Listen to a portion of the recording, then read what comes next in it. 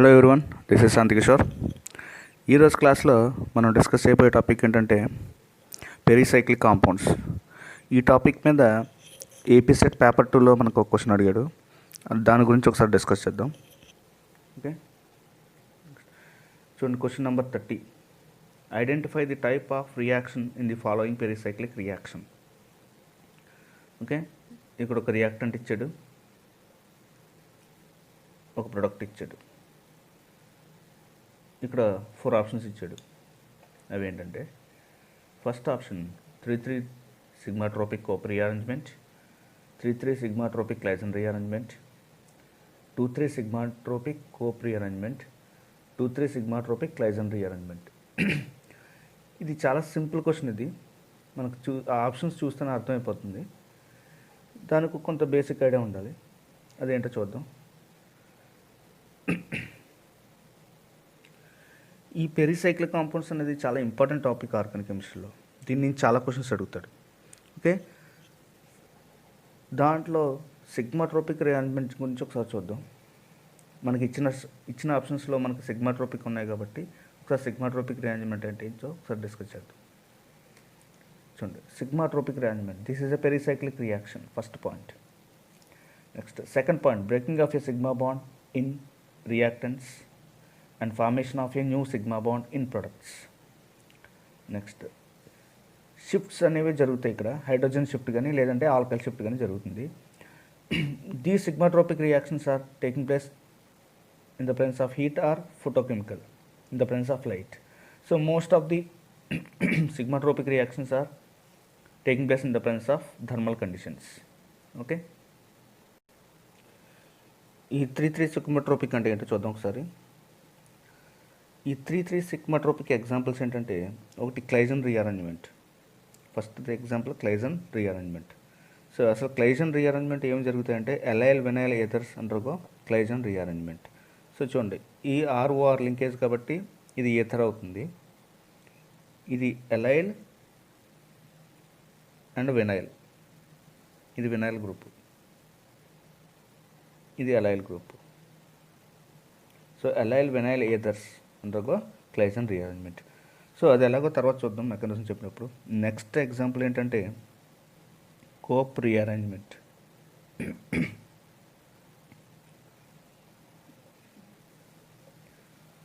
ఈ Cope rearrangement ఏవి జరుగుతాయంటే, మనకి 1,5 డైన్స్ అండర్గో కోప్ రీఅరేంజ్మెంట్.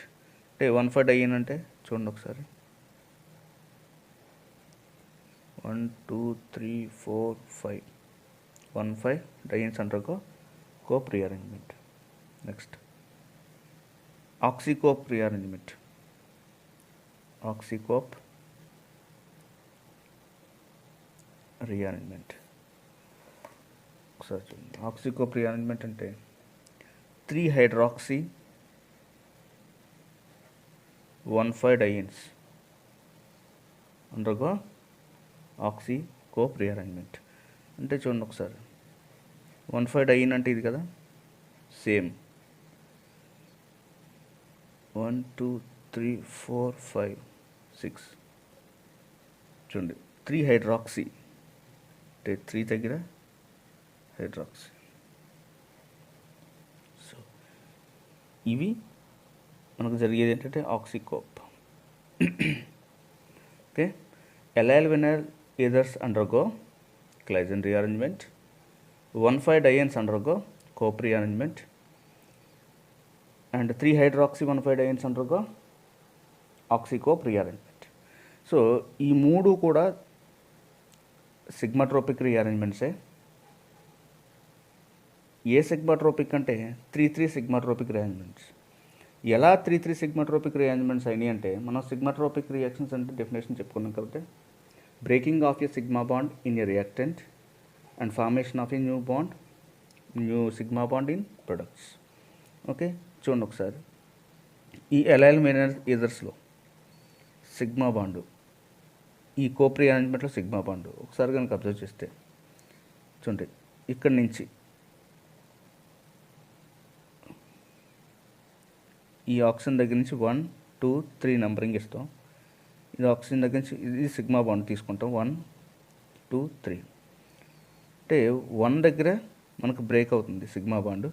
ఇక్కడ దేనికి మధ్యన సిగ్మా బాండ్ ఫామ్ అవుతుందంటే 3కి. సో 3కి సిగ్మా బాండ్ ఫామ్ అవుతుంది కాబట్టి దీన్ని 3 సిగ్మా ట్రోపిక్ రీఅరేంజ్మెంట్స్ అంటారు.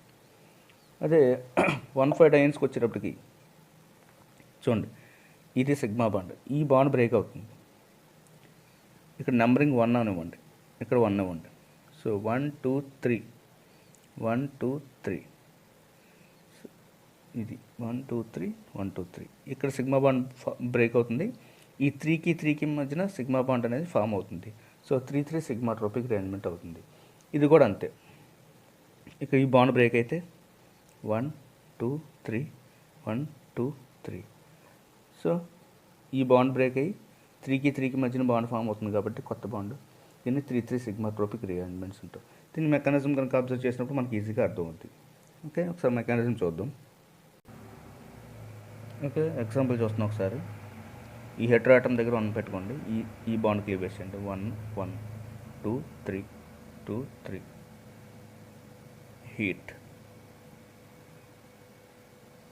3 సిగ్మా ట్రోపిక్. ఈ బాండ్ ఎలా మైగ్రేట్ చేయండి, ఈ బాండ్ ఇలాగా, ఈ బాండ్ ఇలాగా. ఇప్పుడు ఏం జరుగుతుందంటే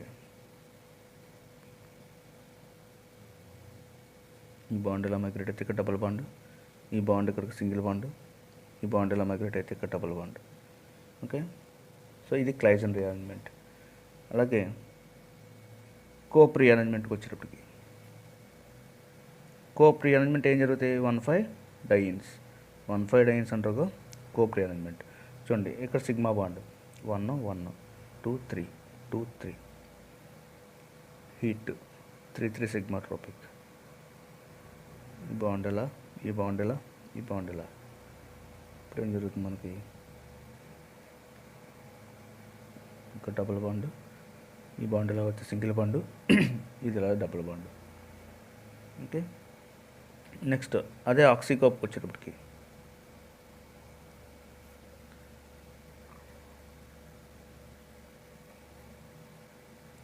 1 2 3 4 5 6 1,5 డైన్స్ అని చెప్పుకున్నాం కదా, 3 హైడ్రాక్సీ కదా. చూడండి, ఇది సింగిల్ బాండ్, ఇక్కడ బ్రేక్ అవుతుంది, ఇక్కడ బ్రేక్ అయ్యి 1 2 3 1 2 3.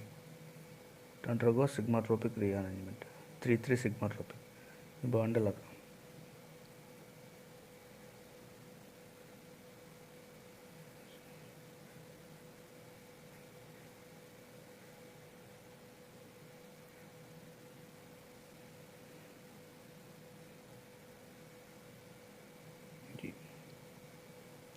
OH.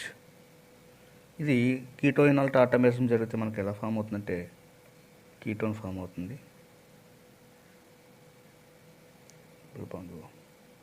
కీటోయినాల్ టాటామేరం.